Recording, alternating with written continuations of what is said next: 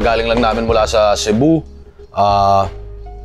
Rapolo Minefields, Gubat 15. Grabe yung mga yun, grabe yung mga laban. Marami kayong bagong abangan din. Lalo mula sa sa Rapolo Minefields, sobrang solid yung mga laban doon. Gusto kong isipin na marami kayong mga Bisaya fans natin dyan, lahat ng naghahanap ng Bisaya battle rap. Kung meron man, parang gusto kong isipin na maraming laban mula sa Rapolo Minefields na magugustuhan nyo. Lalo na yung 2-on-2. Tapos syempre yung main event, grabe, ang daming napaka-solid na matchups dun. Shoutouts palagi syempre sa buong Rapolo, kanila John Leo, at syempre sa buong Cebu crowd para sa overall na laging masaya yung pagpunta namin dyan. Kaya abangan nyo yun at marami kayong abangan mula sa Zoning 18, 19, Rapolo Minefields at syempre yung Gubat 15 bago pa tayo umabot dito sa Uno Versikulo 13 uploads. Uno Versikulo 13, wala naman siyang theme talaga, maliban siguro sa parang nung dati ko tong iniisip yung mga event names, no. Syempre yung Ahon parang medyo maaga siyang nagkaroon ng identity. Yung Buelta Balentong din nagkaroon ng ganun. Tas parang may panahon pa dati na nauuna pa nga yung Buelta Balentong bago Uno Versikulo eh. Pero ngayon yung Buelta Balentong nga parang nagkaroon na rin siya ng sariling identity na parang wild na parang isa sa pinaka wild. Yung Uno Versikulo parang dapat ganoon pa rin at kumbaga parang pagkatapos ng ibang Manila events, Cebu, Mindanao, parang yung Uno Versikulo parang siya na siguro yung parang pangatlong kapatid ng Ahon at Buelta Balentong na rin siya, parang kumbaga siga din siya, parang ganoon. Kaya siguro kayo yung mga pagsabi, kung balikan nyo lahat ng mga dating Uno Versikulo, maraming classic matches pa rin talaga doon. Pero yun lang yun, parang kumbaga yung Uno Versikulo, parang dapat kasing siga niya lang din yung Buelta at yung Ahon. At siguro nagkakataon na dahil nagkaroon ng identity yung dalawa, eto na nga yung parang bunsong kapatid na pero siga pa rin, parang ganoon. Talagang dahil nga, ewan ko kung naalala niyo yung isang nakarang Enigma Machine, no, na parang nabanggit ko na susubukan talaga natin na, alam mo yun, parang iangat talaga yung overall yung pamantayan natin pagdating sa live events din mismo, na kung sa mga dating taon medyo open pa tayo sa iba't ibang klaseng venue talaga na kumbaga may medium sized, may small room venues or small room battles na syempre parang lahat ngayon parang nag-narrow down na ngayon mula sa dating-dati pa na ginagawa pa natin, Calabarzon, Central Luzon. Ngayon talaga parang puro Manila focused na. Tapos yun, parang hindi rin nakakatulong na hanggang ngayon sarado pa rin yung TIU. Yung Metro Tent, parang isa talaga siya sa magandang standard para sa ganitong parang ang habol natin, yung ganyang kalaking venue, ganyang kalaking event, ganyang kalaking attendance, at para makakuha ng ganun katinding lineup, no? So parang hand in hand naman yun lahat na habang gusto natin i-improve yung live event at i-improve yung lineup, nag-i-improve yung line event at vice versa, parang ganun. So hanggat hindi pa tayo makahanap ng iba pang standard na bukod sa The Tent, yung The Tent parang yan naman parang super duper attendance naman na talaga. Hanggat mare parang yun natin to yung Metro Tent at laging aagahan yung pag-book. Yung mga petsa na to, sa totoo lang yung mga petsa na to parang halos last year ko pa to binook sa totoo lang At kahit yung susunod, parang talagang inuunahan ko na kasi alam ko rin kung gaano katindi yung agawan sa mga petsa dyan. Kaya maaga pa lang, parang kapag minamap out ko yung taon na, kumbaga dati hindi ko naman laging ginagawa yun, no?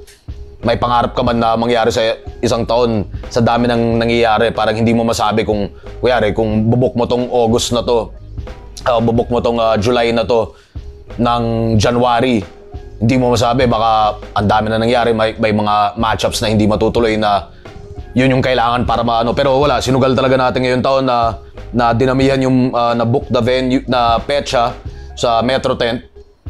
Tapos bahala na papunta tayo doon, build ng build papunta doon, no, nang makabuo ng mga lineup na karapat dapat ng suporta nyo. At gusto kong isipin yun nga, yung mga lineup na ginagawa natin ngayon taon, kahit yung zoning 18 at 19, parang lahat yan deserving ng ano nyo, ng suporta nyo at na-enjoy yung lahat, no? Nakikita nyo yung ano, yung paulit-ulit kong sinasabi na improve production quality, mga ganung bagay. Tapos hanggang ngayon, mula sa huling Metro Tent, tapos ngayon tong parating na Metro Tent ulit, syempre parang tinitingnan namin ano pa yung mga sablay nung nakaraan, ano pa pwedeng i-improve, ano pa pwedeng, ano yung wala tayong gamit na biglang kinailangan nung araw na yun, tapos pwede nating magawa naman ngayon, no? So, minsan feeling namin parang veterano na nga kami dun sa sa Metro Tent pagdating sa sa pag-book, sa unahan sa pag-book, sa papeles, sa permits, sa ingress na alam mo yun, kapag ganun kalaki, parang mas matindi talaga yung ingress, hindi tulad nung dati na kapag medyo mas maliit na venue,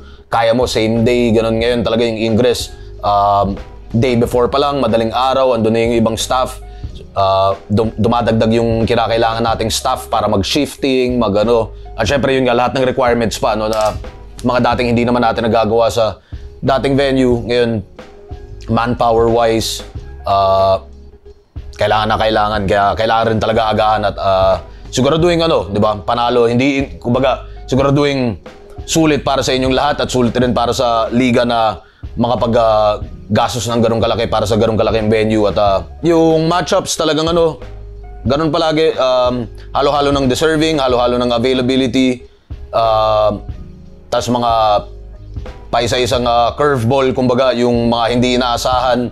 Para mga ganun talaga So, halo-halo siya na may mga MCs na bumabalik, may mga up-and-comers, tapos syempre, andun pa rin yung tatlong isabuhay matchups natin na mag-decide kung sinong tutuloy sa semifinals na malamang nga sa September gaganapin. Para September, semifinals yun, mahaba-haba yung preparasyon nila, mahaba-haba yung anticipation natin para sa finals.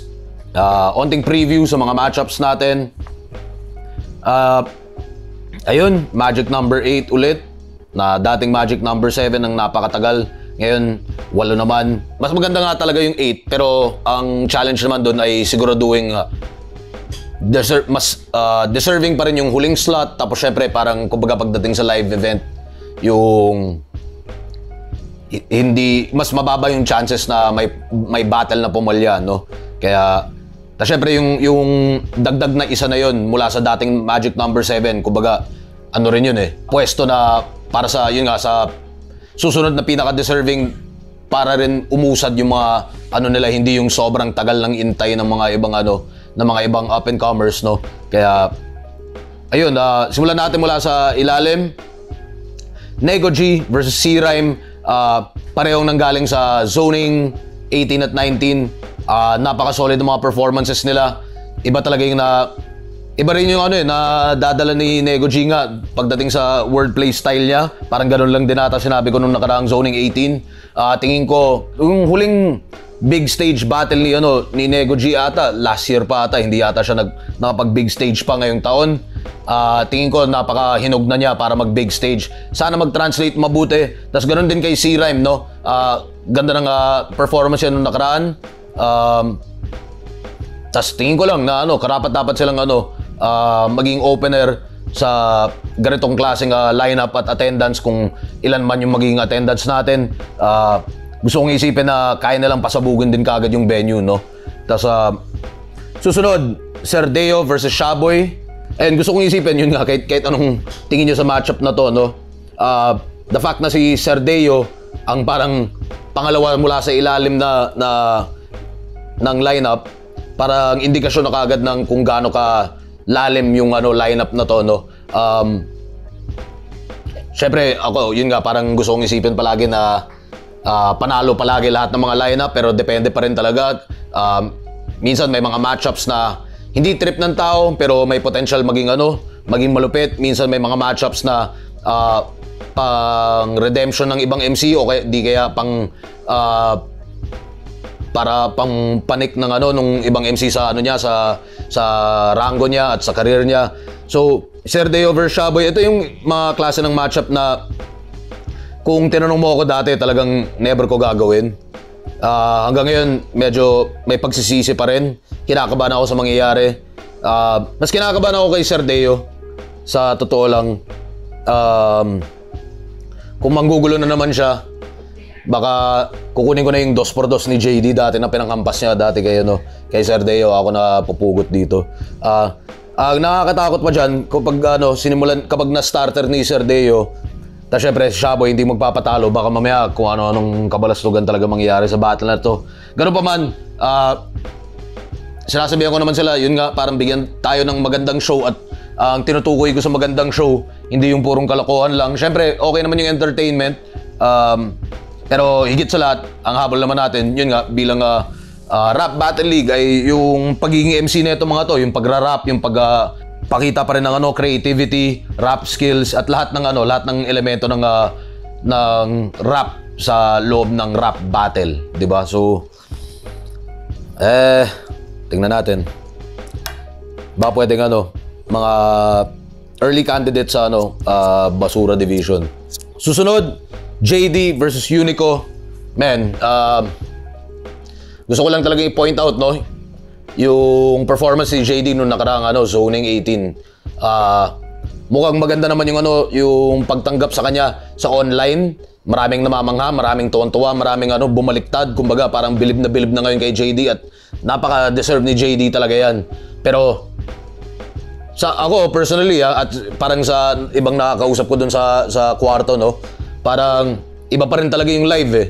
Iba talaga, parang ang ganda na nga ng video, pero may mga elemento talagang hindi nakukuha ng video na na ramdam namin lahat, mula yung mga frontliners doon sa event hanggang sa pinakalikod, hanggang sa siguro sa staff pa ng venue natin.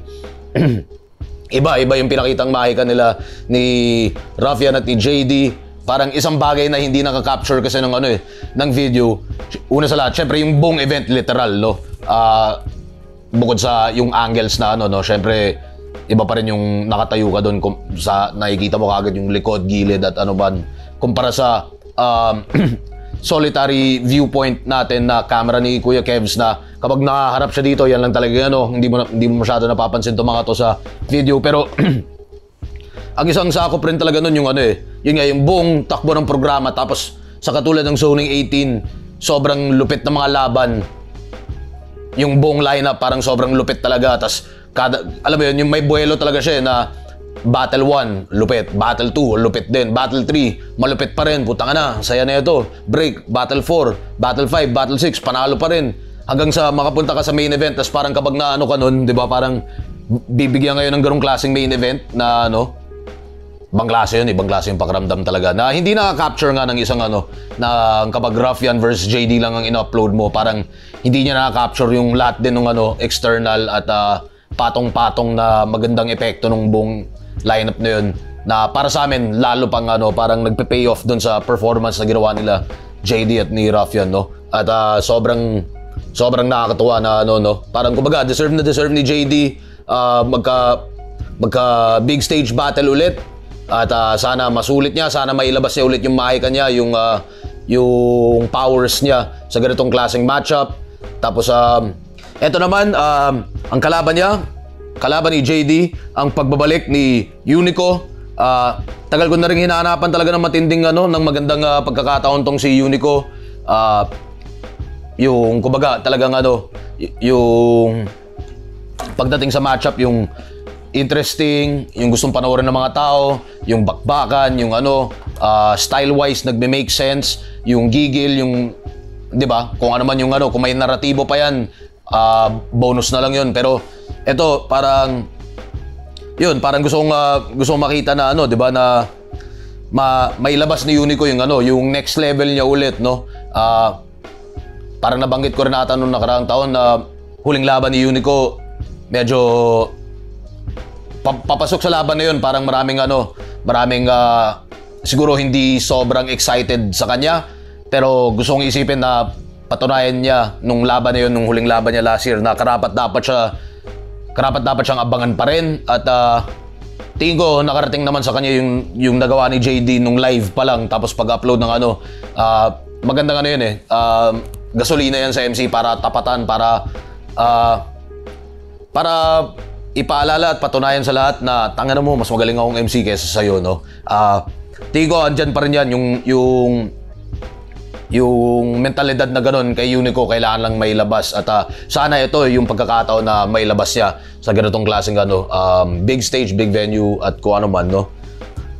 Tapos susunod, ayan, yan talaga yung mga parang gusto kong isipin na patunay kung gaano kabigat tong lineup na to, no? At siguro parang bago tayo tumuloy sa sa mismong matchup na to. Sa totoo nga isa to sa mga lineup na parang tuwang-tuwa talaga ako sa sarili ko.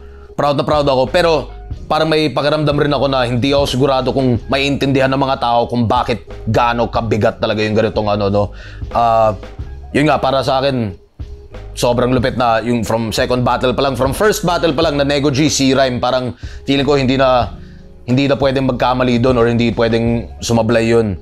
Tapos yung susunod may Serdeo, Shaboy, yun medyo risky pero kapag panalo talaga. Tapos hanggang sa mga susunod nga. Tapos dagdag patunay doon, eto nga, putang ina. From mula sa laban niya noong Aon 15 Day 3 versus Sinyo. Ngayon, biglang siya yung pang-apat mula sa ilalim na lineup.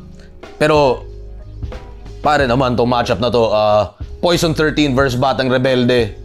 Parang napaka-sleeper matchup netong dalawang to. Parang kumbaga laban ng ng dalawang napaka-underrated na MCs.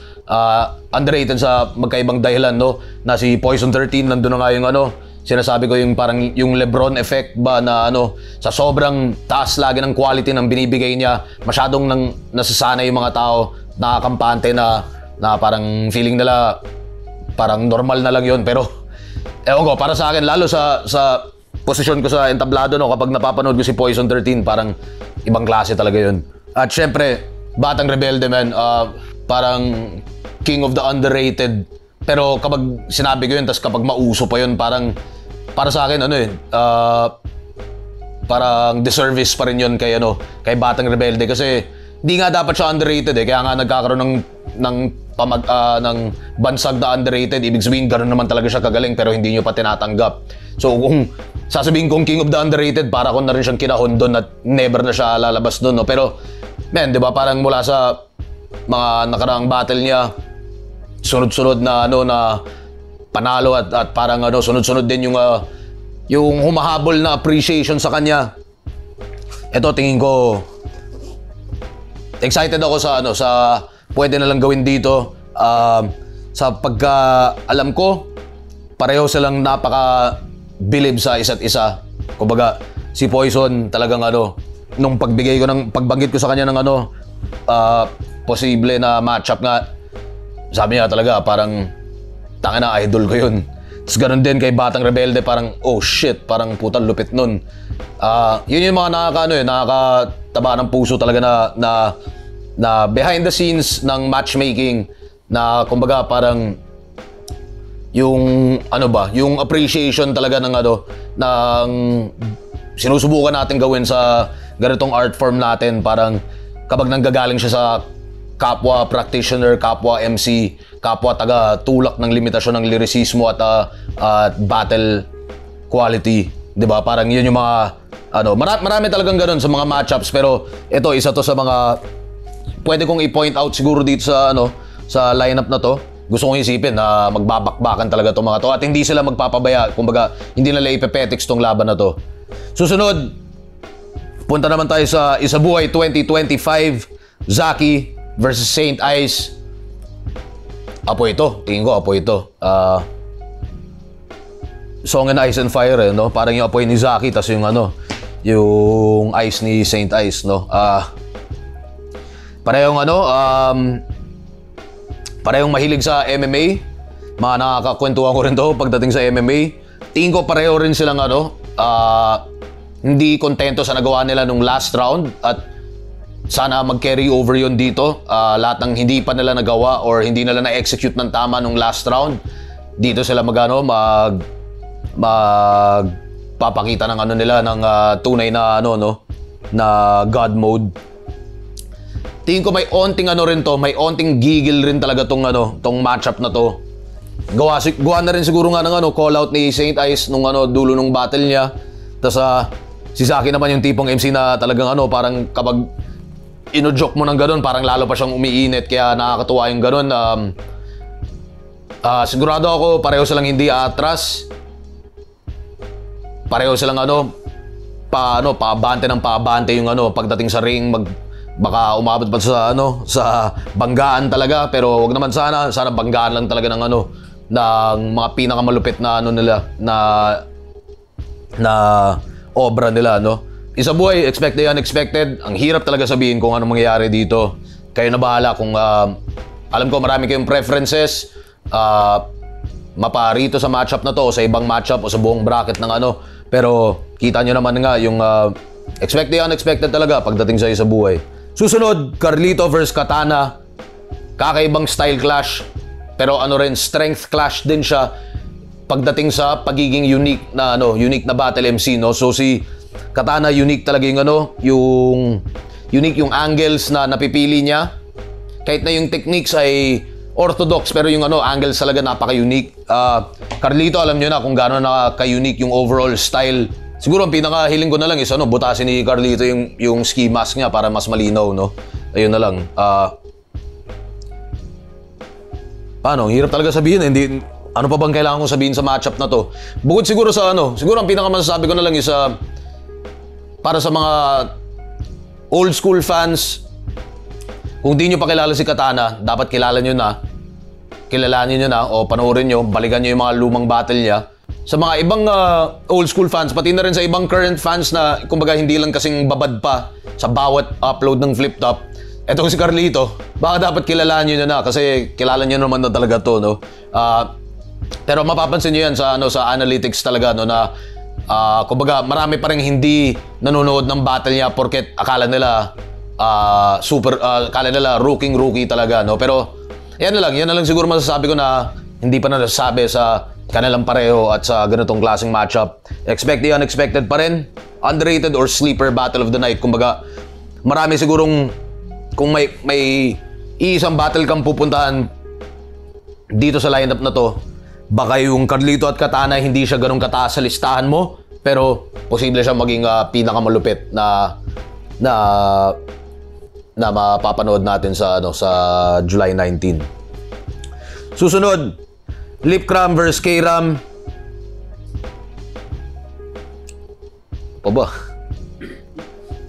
Ano pa bang sasabihin dito? Sana wala sa kanila magpabaya. Yung isa naman, kahit naman hindi siya magpabaya, medyo basura pa rin. Joke lang.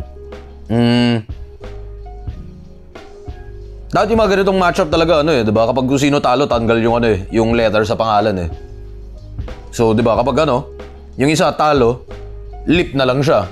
Kapag yung isa talo, tanggal na siya.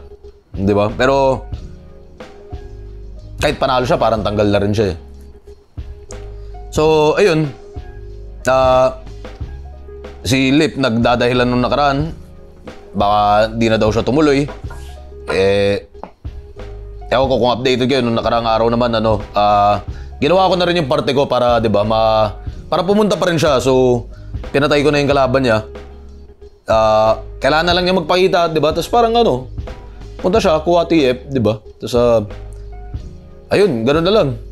Tapos, ito para sa main event natin. Iyan, sa totoo, putang na. Kahit ako, gulat ako sa matchup na to. Dahil, sa totoo, may to Siyempre, parang karamihan sa inyo, alam niyo na yung yung tingin ko kay Zayt, Tapos, may rin kami, may pinanggalingan rin kami di pagkakaunawaan, pero tanga na talaga niya yung si Zayt, Kahit may atraso yan, tanga na, pagkabalik, main event agad, Nung tinitingnan ko yung lineup kasi, iniisip ko kung sino pa rin talaga dito yung pang main event talaga. Kumbaga yung top bill na parang talagang mapapalingon yung mga tao pag nakita nila yung poster o mga balita nila na parang, uy, lalaban siya, parang ganun. Tapos, bukod sa naman, parang syempre marami namang MC dyan na para sa akin deserving talaga gusto kong isipin lahat talaga yan. Nasa ganong level na mapapalingon kayo kapag narinig nyo yung pangalan or yung matchup. Pero syempre, yun nga, parang minsan nagkakataon lang din na lalo kapag yung matchup ay isang veterano versus isang up and comer, kapag hindi kumbaga mas madali siyang daigin siguro ng ibang matchup na parehong veterano at parehong inaabangan, no?